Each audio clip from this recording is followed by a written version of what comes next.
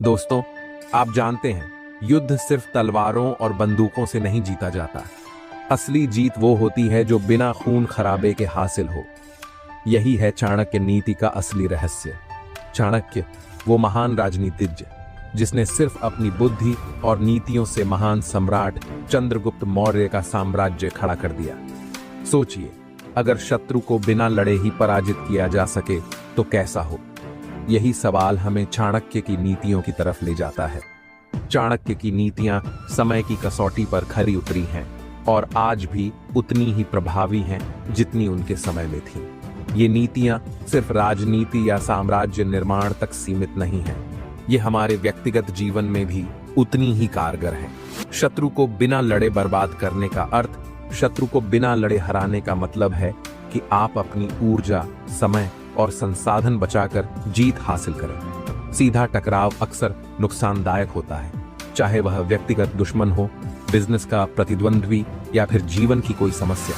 चाणक्य हमें सिखाते हैं कि कैसे शांति और समझदारी से बड़े शत्रु को बर्बाद किया जा सकता है। दोस्तों, जब हम अपने शत्रु से लड़ने का फैसला करते हैं तो हम अपनी ऊर्जा और ध्यान उसी पर केंद्रित कर देते हैं। लेकिन अगर हम बिना लड़े उसे हराने की कला सीख लें तो हम न सिर्फ अपने उद्देश्य में सफल होंगे बल्कि अपनी आत्मा की शांति भी बनाए रखेंगे। चाणक्य का दृष्टिकोण, चाणक्य कहते हैं, शत्रु से लड़ने की सबसे बड़ी मूर्खता है उसे अपने स्तर पर लाना। आप सोच रहे होंगे कि फिर क्या करें? जवाब है, उसकी जड़ों पर वार करें। जब जड़ कमजोर हो जाए तो पेड़ खुद गिर जाता है। यही चाणक्य नीति है। दोस्तों, इस सीरीज में हम बात करेंगे चाणक्य की उन 12 नीतियों की जो आपको शत्रु को बिना लड़े हराने का हुनर सिखाएंगी। हर नीति को हम विस्तार से समझेंगे, उसे आज के जीवन से जोड़ेंगे ताकि आप उसे अपनी जिंदगी में इस्तेमाल कर सकें। आधुनिक जीवन में चाणक्य की नीतियों का महत्व सोचिए। आपका ऑफिस में कोई ऐसा सहयोगी है जो आपको नीचा दिखाने की कोशिश करता है, या फिर कोई पड़ोसी जो आपकी खुशियों में खलल डालता है। ऐसे में क्या आप हर बार उनसे लड़ेंगे या फिर चाणक्य की नीतियों से उन्हें चुपचाप बर्बाद कर देंगे? मित्रों, चाणक्य नीति सिर्फ युद्ध और राजनीति तक सीमित नहीं है, यह हमारे रोजमर्रा के जीवन में भी उतनी ही उपयोगी है। चाहे वह करियर हो, रिश्ते हो या फिर निजी समस्याएं, हर जगह ये नीतियां कारगर साबित हो सकती हैं। मित्रों, चाणक्य ने कहा है, शत्रु को हराने के लिए सबसे पहले उसे भ्रमित करो। युद्ध का सबसे बड़ा हथियार तलवार नहीं बल्कि दिमाग है। जब आपका शत्रु आपकी रणनीतियों को समझ ही नहीं पाएगा तो वह खुद को बचाने के बजाय गलतियां करना शुरू कर देगा। यही चाणक्य की पहली नीति है, भ्रम और मानसिक खेल। सोचिए, एक युद्ध के मैदान में 2 सेनाएं आमने सामने खड़ी हैं। पहली सेना सीधी रणनीति से हमला करती है, जबकि दूसरी सेना दुश्मन को यह यकीन दिलाती है कि हमला किसी और दिशा से होगा। क्या होगा? दूसरी सेना की रणनीति शत्रु को भ्रमित कर देगी और वह बिना लड़े ही हार मानने की स्थिति में आ जाएगा। दोस्तों, यह नीति सिर्फ युद्ध में ही नहीं, हमारे जीवन में भी उतनी ही प्रभावी है। अगर कोई सहकर्मी आपकी तरक्की रोकने की कोशिश कर रहा है तो उसे यह यकीन दिलाइए कि आप किसी और प्रोजेक्ट पर ध्यान दे रहे हैं। अगर आपका प्रतिद्वंद्वी आपके व्यापार में अड़चन डाल रहा है तो उसे भ्रमित कर दीजिए कि आप किसी और क्षेत्र में निवेश करने वाले हैं। चाणक्य की यही चालें थीं जिनसे उनके शत्रु हमेशा एक कदम पीछे रहते थे। चाणक्य नीति में शत्रु को भ्रमित करने के लिए 3 मुख्य तरीके बताए गए हैं। 1, असत्य पर सत्य का पर्दा डालें। चाणक्य कहते हैं, सत्य को छिपाना नहीं बल्कि उसे इतना साधारण बना दो कि शत्रु उसे महत्व ही न दे। अगर आप किसी योजना पर काम कर रहे हैं तो शत्रु को ऐसा दिखाइए कि वह योजना बेहद छोटी या महत्वहीन है। जब शत्रु उस पर ध्यान न दे तो आप अपनी योजना को अंजाम दें। 2, गलत जानकारी दें। शत्रु की ताकत उसकी जानकारी होती है। अगर आप उसे गलत जानकारी देंगे तो वह खुद ही अपने पैरों पर कुल्हाड़ी मार लेगा। सोचिए, कोई आपके व्यापार को खत्म करना चाहता है, उसे ऐसी जानकारी दीजिए कि आप अपना ध्यान किसी और प्रोडक्ट पर लगा रहे हैं। जैसे ही वह उस दिशा में कदम बढ़ाएगा, आप अपनी असली योजना को लागू कर सकते हैं। 3, दोस्ती का नाटक करें। दोस्त बनकर दुश्मन को धोखा देना सबसे बड़ा खेल है। चाणक्य ने कहा है, शत्रु को पास लाओ, लेकिन अपनी असली ताकत को छिपा कर रखो। जब वह यह मानेगा कि आप उसका मित्र हैं, तभी वह अपनी कमजोरियां आपके सामने उजागर करेगा। मित्रों, आज के समय में यह नीति और भी ज्यादा जरूरी है। अगर कोई सहकर्मी आपको नीचा दिखाना चाहता है, तो उसे यकीन दिलाइए कि आप उसकी मदद कर रहे हैं। इससे वह अपनी योजनाओं को आपके सामने उजागर कर देगा और आप चुपचाप अपनी तरक्की का रास्ता बना लेंगे। बड़े कारोबारी अक्सर अपने प्रतिद्वंद्वियों को भ्रमित करते हैं। जैसे एक कंपनी दिखाती है कि वह एक नया प्रोडक्ट लॉन्च कर रही है, लेकिन असल में वह अपने पुराने प्रोडक्ट को मजबूत कर रही होती है। इस भ्रम से प्रतिद्वंद्वी अपनी योजना बदल देता है और हार मान लेता है। सोचिए, अगर आपका शत्रु यह न समझ पाए कि आप क्या कर रहे हैं, तो वह घबरा जाएगा।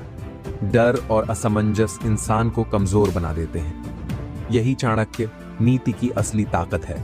शत्रु को इतना भ्रमित कर दो कि वह अपनी ताकत का सही इस्तेमाल ही ना कर पाए। दोस्तों, चाणक्य की इस नीति को अपने जीवन में लागू करें। अपने शत्रु को भ्रमित करें, अपनी योजनाओं को गुप्त रखें और सही समय पर अपना दांव खेलें। मित्रों, चाणक्य कहते हैं, हर शत्रु की हार उसकी अपनी कमजोरी में छिपी होती है।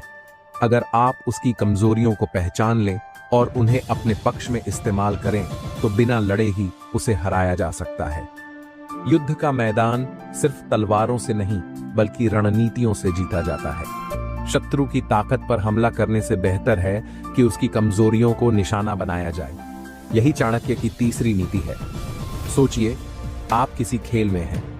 अगर आप अपने प्रतिद्वंद्वी की कमजोरियों को जानते हैं, तो आप आसानी से जीत सकते हैं। जैसे अगर आप जानते हैं कि क्रिकेट में आपके विरोधी खिलाड़ी की फील्डिंग कमजोर है, तो आप उसे वहीं खेलने पर मजबूर करेंगे। जीवन में भी यही सिद्धांत लागू होता है। शत्रु की कमजोरियों को समझकर आप उसे ऐसे जाल में फंसा सकते हैं जहां से वह निकल ही न सके। शत्रु की कमजोरियों को पहचानने के 4 कदम। 1, शत्रु की गतिविधियों पर नजर रखें। चाणक्य कहते हैं, शत्रु की हर चाल पर नजर रखो। उसकी आदतें, फैसले और व्यवहार उसकी कमजोरियों को उजागर करते हैं। अगर आपका शत्रु जल्दी गुस्सा हो जाता है, तो यह उसकी कमजोरी है। अगर वह किसी चीज के प्रति लालची है, तो आप उस लालच का इस्तेमाल कर सकते हैं। उदाहरण, मान लीजिए आपका शत्रु आपकी कंपनी से आगे बढ़ना चाहता है। अगर आप देख लें कि वह बिना जांचे परखे बड़े सौदों पर साइन करता है, तो आप उसे ऐसी डील में उलझा सकते हैं जो उसे नुकसान पहुंचाए। 2, उसकी ताकत को समझें और उसमें कमजोरी ढूंढें। हर ताकत के पीछे कमजोरी छिपी होती है, बस सही नजरिया चाहिए। अगर शत्रु को अपने धन पर गर्व है, तो उसकी कमजोरी उसकी खुद की अति आत्मविश्वास है। अगर वह अपनी प्रसिद्धि पर निर्भर है, तो उसे उसकी छवि बिगाड़ने से हराया जा सकता है। 3, उसके करीबियों से जानकारी लें। चाणक्य कहते हैं, शत्रु की जानकारी उसके मित्रों से ज्यादा अच्छे से कोई नहीं दे सकता। अगर आप उसके करीबी लोगों से जुड़ जाएं, तो आपको वह जानकारी मिल सकती है जो उसे बर्बाद करने के लिए जरूरी है। ध्यान रखें, यह काम चुपचाप और बड़ी समझदारी से करें। 4, उसकी जरूरतों और इच्छाओं को समझें। हर इंसान की कोई ना कोई कमजोरी होती है, पैसा, शक्ति या सम्मान। अगर आप उसके उद्देश्य और इच्छाओं को समझ लें, तो आप उन पर चोट कर सकते हैं। चाणक्य नीति का मूल मंत्र है, शत्रु को उसकी खुद की इच्छाओं का गुलाम बनाओ। शत्रु की कमजोरी को हथियार बनाएं, लालच का जाल बिछाएं। लालच हर इंसान की सबसे बड़ी कमजोरी है। अगर आपका शत्रु लालची है, तो उसे ऐसा लालच दीजिए जो उसे गहरे जाल में फंसा दे। उदाहरण, अगर आपका व्यापारिक प्रतिद्वंद्वी अधिक मुनाफे के पीछे भागता है, तो उसे ऐसी डील ऑफर करें जो सतही रूप से आकर्षक हो, लेकिन गहराई में नुकसानदेह हो। गुस्से का फायदा उठाएं। जो गुस्से में है, वह अपनी समझ खो देता है। अगर आपका शत्रु जल्दी गुस्सा करता है, तो उसे ऐसे हालात में डालिए जहां वह खुद ही अपनी गलतियां करे। चाणक्य कहते हैं, गुस्सा इंसान को अपनी कब्र खुद खोदने पर मजबूर कर देता है। उसकी कमजोरी को सार्वजनिक करें। अगर शत्रु की कमजोरी को उसके समर्थकों के सामने लाया जाए, तो उसकी ताकत अपने आप खत्म हो जाती है। सोचिए, कोई राजनेता जिसे जनता पर भरोसा है, उसकी निजी गलतियां जनता के सामने आ जाएं। उसकी पूरी छवि बर्बाद हो जाएगी। उसकी ताकत को उसकी कमजोरी में बदलें। चाणक्य कहते हैं, बुद्धिमानी यह है कि शत्रु की ताकत को उसकी कमजोरी में बदल दिया जाए। अगर शत्रु अपनी ताकत पर घमंड करता है तो उसे ऐसी स्थिति में डालें जहां वह अपनी ताकत का गलत इस्तेमाल करे। आधुनिक समय में इस नीति का उपयोग व्यापार में, अगर आपका प्रतिद्वंद्वी एक बड़े प्रोजेक्ट पर काम कर रहा है तो उसकी कमजोरियों को उजागर करें। उदाहरण, अगर उसका प्रोडक्ट महंगा है तो आप अपने प्रोडक्ट को सस्ता और उपयोगी बनाकर उसे हराएं।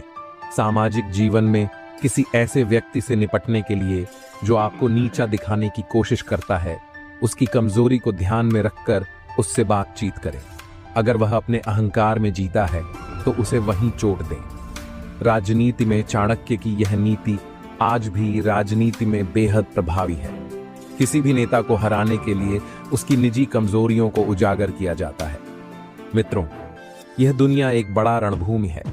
अगर आप अपने शत्रु की कमजोरियों को पहचानने और उनका सही इस्तेमाल करने की कला सीख लें तो आप हर कदम पर विजयी होंगे। शत्रु की कमजोरियों को जानना और उन्हें अपने फायदे के लिए इस्तेमाल करना न केवल बुद्धिमानी है बल्कि सफलता की कुंजी भी है। चाणक्य कहते हैं, शत्रु को हराने का सबसे प्रभावी तरीका यह है कि उसे भ्रम में डाल दिया जाए।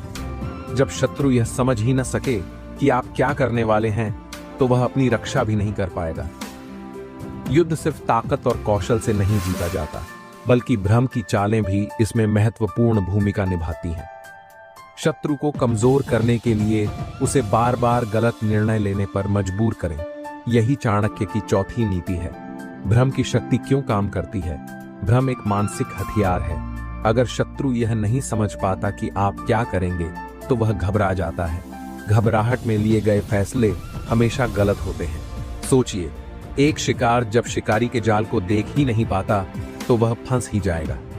यही रणनीति चाणक्य सिखाते हैं। शत्रु को ऐसा जाल दिखाओ जो असली न हो और असली जाल को छिपाकर रखो। भ्रमित करने की रणनीतियां। 1. अपनी असली मंशा छिपाएं। चाणक्य कहते हैं, कभी भी अपने शत्रु को यह मत बताओ कि तुम्हारी असली योजना क्या है। अगर शत्रु यह समझ लेता है कि आप क्या करने वाले हैं तो वह पहले से ही तैयार हो जाएगा। आपको अपनी असली योजना को छिपाकर रखना होगा। उदाहरण, अगर आप व्यापार में किसी बड़े ग्राहक को हासिल करना चाहते हैं तो शत्रु को यह लगे कि आप किसी और दिशा में काम कर रहे हैं। जब वह आपकी चाल को समझने में व्यस्त होगा, आप अपनी योजना को अंजाम दे सकते हैं। 2. झूठी सूचनाएं फैलाना। झूठी सूचनाएं शत्रु को भ्रमित करने का सबसे बड़ा हथियार है। शत्रु को ऐसे हालात में डालें जहां वह आपकी झूठी सूचनाओं पर भरोसा करे। इससे वह अपने फैसलों में असमंजस की स्थिति में आ जाएगा। उदाहरण, अगर आपके शत्रु को लगे कि आप आर्थिक रूप से कमजोर हैं तो वह आपको हल्के में लेगा। यह उसका सबसे बड़ा नुकसान हो सकता है। 3. शत्रु को अप्रत्याशित कदम उठाने पर मजबूर करें। भ्रम की कला यह है कि आप शत्रु को उसकी योजनाओं से भटकने पर मजबूर कर दें। शत्रु के दिमाग में डर और असमंजस पैदा करें। अगर वह यह समझ ही नहीं पाएगा कि आप किस दिशा में बढ़ रहे हैं तो वह खुद गलतियां करेगा। उदाहरण, महाभारत में श्री कृष्ण ने कौरवों को भ्रमित करके उनकी सेना को तोड़ा। उन्होंने पांडवों की जीत के लिए ऐसी रणनीतियां बनाई जिन्हें कौरव समझ ही नहीं पाए। 4. गलत संकेत भेजें। शत्रु को भ्रमित करने का सबसे अच्छा तरीका है कि उसे ऐसे संकेत दिए जाएं जो उसे गलत दिशा में ले जाएं। अगर आप शत्रु को अपनी ताकत कम समझने पर मजबूर कर सकते हैं तो वह आपकी वास्तविक क्षमता को पहचान ही नहीं पाएगा। इसका मतलब है कि आप उसकी कमजोरियों पर चोट कर सकते हैं। जब चाणक्य ने नंद साम्राज्य को हराने की योजना बनाई तो उन्होंने शत्रु को बार बार भ्रमित किया। उन्होंने शत्रु को यह यकीन दिलाया कि वह सीधा युद्ध करेंगे, लेकिन चाणक्य ने गुप्त चालों और आंतरिक विद्रोह के जरिए साम्राज्य को अंदर से तोड़ दिया। महाभारत में अर्जुन ने जयद्रथ को भ्रमित करके उसकी कमजोरी का फायदा उठाया। अर्जुन ने जयद्रथ को ऐसा यकीन दिलाया कि वह सुरक्षित है, लेकिन सूर्यास्त से पहले अर्जुन ने उसे मारकर युद्ध में जीत हासिल की। भ्रम की कला में माहिर कैसे बने? 1. अपनी योजना को गुप्त रखें। अपनी रणनीतियों के बारे में केवल उन्हीं को बताएं जो पूरी तरह से विश्वसनीय हो। चाणक्य कहते हैं, आपकी योजना जितनी गुप्त होगी, आपकी जीत उतनी ही सुनिश्चित होगी। दो शत्रु की प्रतिक्रिया का अनुमान लगाएं। शत्रु को भ्रमित करने के लिए उसकी सोच और प्रतिक्रियाओं को समझना बेहद जरूरी है। अगर आप यह जान लें कि वह किसी स्थिति में क्या करेगा, तो आप उसे भ्रमित करने में सफल होंगे। 3. अप्रत्याशित कदम उठाएं। शत्रु को हमेशा यह लगे कि आप साधारण तरीके से काम कर रहे हैं, लेकिन अचानक से ऐसा कदम उठाएं जिसकी उसने कल्पना भी न की हो। 4. शांत रहें और धैर्य रखें। भ्रम पैदा करना एक धीमी प्रक्रिया है। अगर आप जल्दबाजी करेंगे तो शत्रु आपकी चाल को समझ सकता है। चाणक्य कहते हैं, हर शत्रु के भीतर एक कमजोरी छिपी होती है। अगर आप उस कमजोरी को पहचान लें और उसे अपने पक्ष में इस्तेमाल कर लें, तो शत्रु का अंत निश्चित है। यह अध्याय चाणक्य की सबसे गहरी और गूढ़ नीति पर आधारित है। शत्रु की कमजोरियों को समझकर उसे लड़ाई के परास्त करना। याद रखें, हर इंसान की कोई ना कोई कमजोरी होती है, चाहे वह कितना ही शक्तिशाली क्यों न हो। शत्रु की कमजोरियों को पहचानने का महत्व एक पेड़ को गिराने के लिए उसकी जड़ पर वार किया जाता है। शत्रु की कमजोरी उसकी जड़ है। अगर आप उस कमजोरी को सही तरीके से भुनाएंगे तो शत्रु अपने ही बोझ से गिर जाएगा। चाणक्य नीति कहती है, शत्रु को परास्त करने के लिए उसकी ताकत से लड़ने की जरूरत नहीं है। उसकी कमजोरी पर वार करो और वह खुद ही हार मान लेगा। शत्रु की कमजोरियां कैसे पहचानें? उसकी आदतें और स्वभाव देखें। हर इंसान की कुछ आदतें ऐसी होती हैं जो उसे कमजोर बनाती हैं। कोई क्रोधी होता है, कोई लालची, कोई स्वाभिमान में अंधा। अगर आपका शत्रु लालच का शिकार है, तो आप उसे ऐसे प्रलोभन में फंसा सकते हैं जो उसे कमजोर बना दे। उदाहरण, अगर शत्रु धन का लोभी है, तो उसे ऐसे प्रस्ताव में उलझाएं जो उसकी ताकत को कम कर दे। उसके आसपास के लोगों से जानकारी लें। चाणक्य कहते हैं कि शत्रु की ताकत उसके सहयोगियों में होती है। उन लोगों से जानकारी जुटाएं जो शत्रु के करीब हैं। अक्सर शत्रु के सहयोगी उसकी कमजोरियों के गवाह होते हैं। उसकी असफलताओं का अध्ययन करें। जो व्यक्ति असफल होता है, उसकी असफलताएं उसकी कमजोरियों को उजागर करती हैं। शत्रु की पुरानी असफलताओं का विश्लेषण करें। जानें कि वह कहां और क्यों चूका। उसके अहंकार को समझें। अहंकार हर इंसान की सबसे बड़ी कमजोरी होती है। अगर आपका शत्रु अत्यधिक आत्मविश्वास से भरा है, तो उसे उसी में फंसाएं। चाणक्य कहते हैं, शत्रु के अहंकार को उसके खिलाफ हथियार बनाएं। कमजोरी को हथियार कैसे बनाएं? शत्रु को उसकी कमजोरियों पर निर्भर बनाएं। अगर आप शत्रु को उसकी ही कमजोरियों पर निर्भर कर दें, तो वह आपकी मुट्ठी में आ जाएगा। अगर वह लालची है, तो उसे लालच का शिकार बनाएं। अगर वह क्रोधी है, तो उसे उकसाकर गलतियां करने पर मजबूर करें। उदाहरण, अगर आपका शत्रु क्रोध में निर्णय लेता है, तो उसे ऐसा महसूस कराएं कि उसकी हर चाल विफल हो रही है। इससे वह जल्दबाजी में गलत फैसले लेगा। कमजोर पहलुओं पर चोट करें। शत्रु को उसकी सबसे कमजोर स्थिति में हराना आसान होता है। अगर वह आर्थिक रूप से कमजोर है, तो उसकी वित्तीय स्थिति को और खराब करने की योजना बनाएं। अगर वह सामाजिक रूप से कमजोर है, तो उसके खिलाफ जनमत तैयार करें। कमजोरी का सबसे अच्छा उपयोग तब होता है जब आप उसे शत्रु की ताकत के रूप में पेश करें। शत्रु को यह विश्वास दिलाएं कि उसकी कमजोरी ही उसकी ताकत है। इससे वह गलत दिशा में काम करेगा। अगर शत्रु को यह लगे कि वह सुरक्षित है, तो वह सावधानी छोड़ देगा। उसे ऐसा महसूस कराएं कि आप उसके खिलाफ कुछ नहीं कर रहे हैं, और जैसे ही वह असावधान हो, उसकी कमजोरी पर वार करें। जब चाणक्य ने चंद्रगुप्त मौर्य को प्रशिक्षित किया, तो उन्होंने नंद साम्राज्य की कमजोरी को पहचानकर उसे पराजित किया। नंद राजा का लालच और अपने मंत्रियों पर अत्यधिक भरोसा उसकी सबसे बड़ी कमजोरियां थीं। चाणक्य ने इन्हीं कमजोरियों का इस्तेमाल करके साम्राज्य को गिरा दिया। रामायण में भगवान राम ने रावण की कमजोरी को समझकर ही उसे हराया। रावण का सबसे बड़ा दोष उसका अहंकार और सीता को लेकर मोह था। भगवान राम ने उसे उसके ही अहंकार में उलझाकर पराजित किया। चाणक्य नीति कहती है, पहले शत्रु की पूरी जानकारी जुटाओ, फिर उसकी कमजोरियों पर हमला करो। बिना सोचे समझे कोई कदम न उठाएं। हर योजना को बार बार परखें। कमजोरियों का उपयोग तभी सफल होता है जब आप सही समय पर वार करें। धैर्य रखें, सही अवसर का इंतजार करें। चाणक्य कहते हैं कि अगर आप अपनी कमजोरियों को छिपा सकते हैं तो शत्रु आपकी चालों को कभी नहीं समझ सकेगा।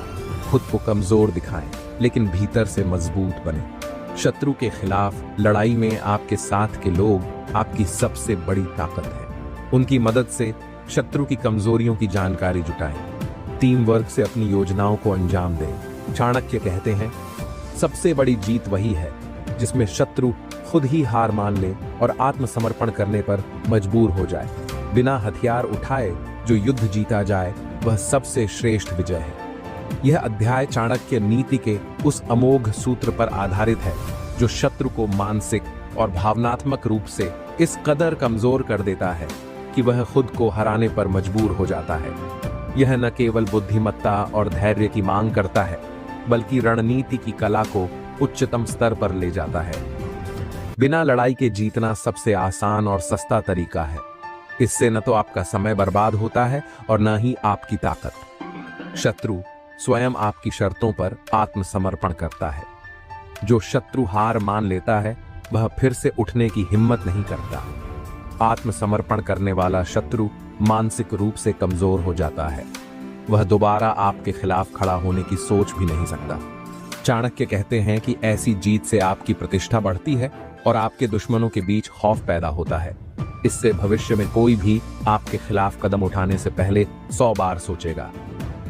शत्रु को आत्मसमर्पण करने पर मजबूर करने की रणनीतियां। 1, भ्रम पैदा करें। शत्रु को उसकी ताकत और कमजोरियों के बीच उलझा दो।